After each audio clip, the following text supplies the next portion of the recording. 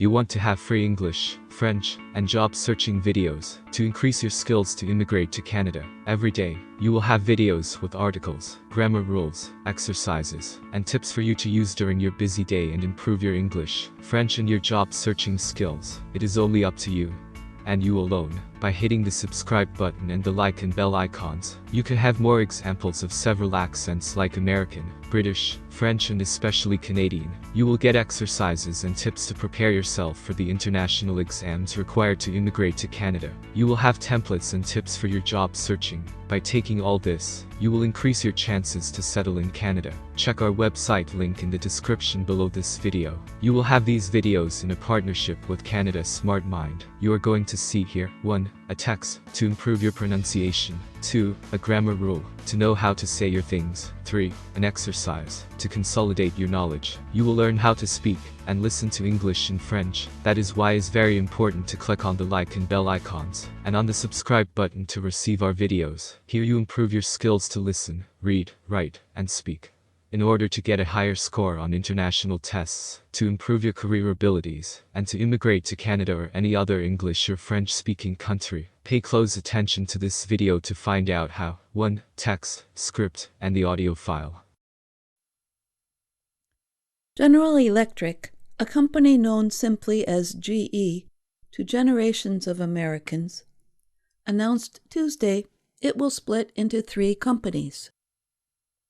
GE will become 3 companies dealing with aviation, healthcare, and energy over the next few years. The company, based in Boston, has been changing in recent years. In the 1990s, it had become a huge international company made up of many businesses that sold many different kinds of products.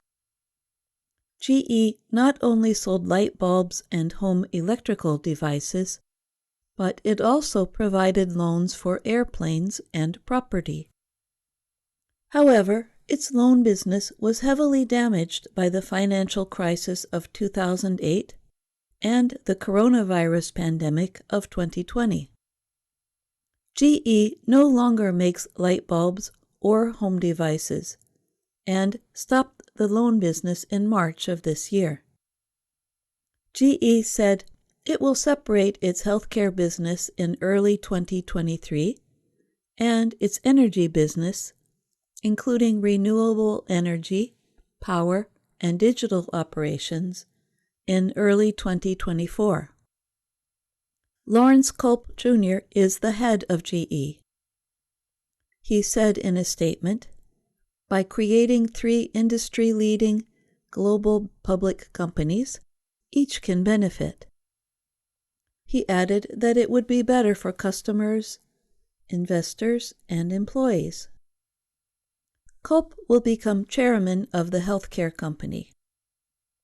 Peter Arduini will serve as chief executive of GE Healthcare as of January 1, 2022.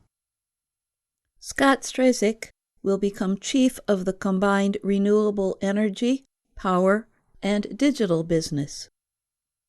Culp will lead the aviation business along with John Slattery, who will remain its chief executive officer. GE will keep an interest in part of the healthcare business. Aviation is the most profitable part of GE's business. The company produces jet engines, flight systems, replacement parts, and maintenance services for aircraft. The company has spent years becoming smaller since it had expanded in the 1980s and 1990s. During the late 1990s growth period, GE's rising stock price made it the most valuable company in the world. However, the financial crises of 2007 to 2008 showed that the lending business of GE was at risk of failing. In 2015, GE announced a big change for the company. It promised to sell off many parts of its business to give more attention to power, aviation, renewable energy, and healthcare. That led to some changes in leadership. The company said Tuesday that it expects the split to cost about $2 billion. The board of directors must approve those costs. The roots of General Electric go back to the famous American inventor Thomas Edison, who started the company in 1892. I'm Jill Robbins. Now, you had an example of pronunciation. I wish I could say some nice words and cool you down, but here is the thing. You have to go deep into your practice to develop your skills to talk. Now that you will have this video, smash the subscribe button and the like and bell icons to get all the videos from us we post here. One video every day of English, French and on the Canadian job market. We teach you the basics of pronunciation, grammar and vocabulary in English and French. Check our website to enroll in our programs. In the description you have the link. For your stellar 9.80 by month of a recurring payment, you will have all this also. We teach you how to get a job in Canada. The good news is that you can have all these videos for free if you hit the subscribe button and the like and bell icons. We wish to be your partner on your journey. Now, you will have this. 2 grammar rule explanation.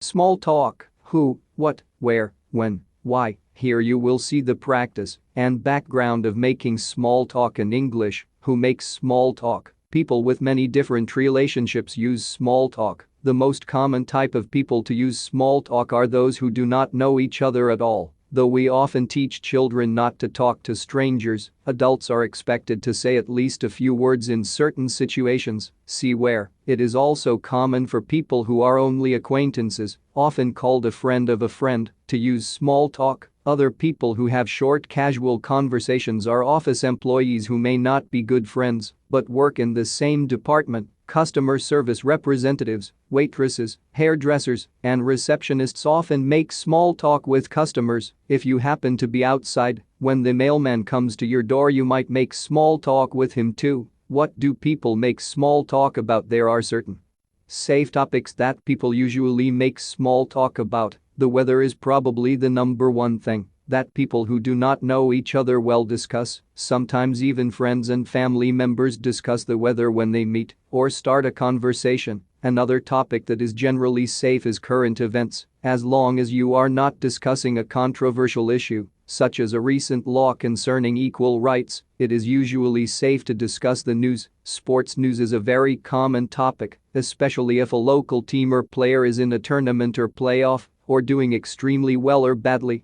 Entertainment news, such as a celebrity who is in town, is another good topic. If there is something that you and the other speaker has in common, that may also be acceptable to talk about. For example, if the bus is extremely full and there are no seats available, you might talk about reasons why. Similarly, people in an office might casually discuss the new paint or furniture. There are also some subjects that are not considered acceptable when making small talk. Discussing personal information such as salaries or a recent divorce is not done between people who do not know each other well. Compliments on clothing or hair are acceptable. However, you should never say something, good or bad, about a person's body. Negative comments about another person not involved in the conversation are also not acceptable. When you do not know a person well, you cannot be sure who their friends are. You do not talk about private issues either, because you do not know if you can trust the other person with your secrets or personal information. Also, it is not safe to discuss subjects that society deems controversial, such as religion or politics. Lastly, it is not wise to continue talking about an issue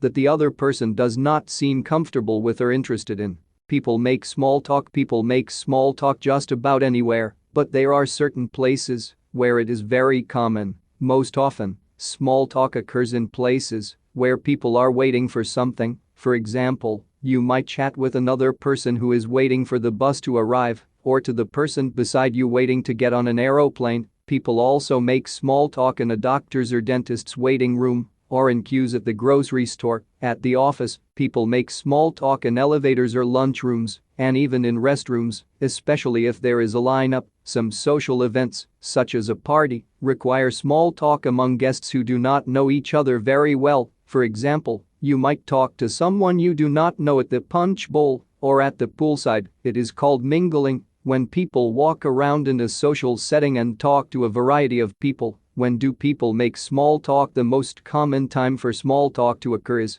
the first time you see or meet someone on a given day. For example, if you see a coworker in the lounge, you might say hello and discuss the sports or weather. However, the next time you see each other, you might just smile and say nothing. If there is very little noise, that might be an indication that it is the right time to initiate a casual conversation. You should only spark up a conversation after someone smiles and acknowledges you. Do not interrupt two people in order to discuss something unimportant such as the weather. If someone is reading a book or writing a letter at the bus stop, it is not appropriate to initiate a conversation either. Another good time to make small talk is during a break in a meeting or presentation, when there is nothing important going on. Finally, it is important to recognize the cue when the other person wants the conversation to stop. Why do people make small talk? There are a few different reasons why people use small talk. The first and most obvious is to break an uncomfortable silence. Another reason, however, is simply to fill time. That is why it is so common to make small talk when you are waiting for something. Some people make small talk in order to be polite.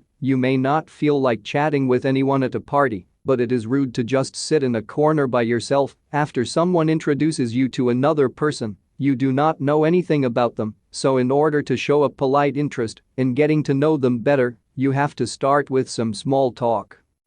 Remember to go to the description and check the links for Canadian companies searching for employees outside of Canada. Also, you have a link to contact us. Since you can only count on yourself, make your subscription and hit the like and bell icons to receive our latest videos. 3. Exercise explanation. Canada's Smart Mind Word Checker. Animal-human interface. Noun, any point where animals, domestic and wild, and humans meet. Animal diseases can potentially pass to humans at any animal-human interface such as a zoo, farm or animal market. Asymptomatic, adjective, showing no symptoms of a particular disease. She had no idea her husband had coronavirus because he was asymptomatic. Carrier, noun, a person or animal that transmits a disease to others, whether suffering from it themselves or not. People who are asymptomatic can still be carriers. Carry, verb, be infected with a disease and able to transmit it to others, whether symptomatic or asymptomatic. Some people may carry coronavirus without knowing it. Community spread, noun, transmission of a disease directly within a community and not by importation from a foreign source. With this many new positive cases, the evidence suggests that we now have community spread right here in our county. Contact tracing.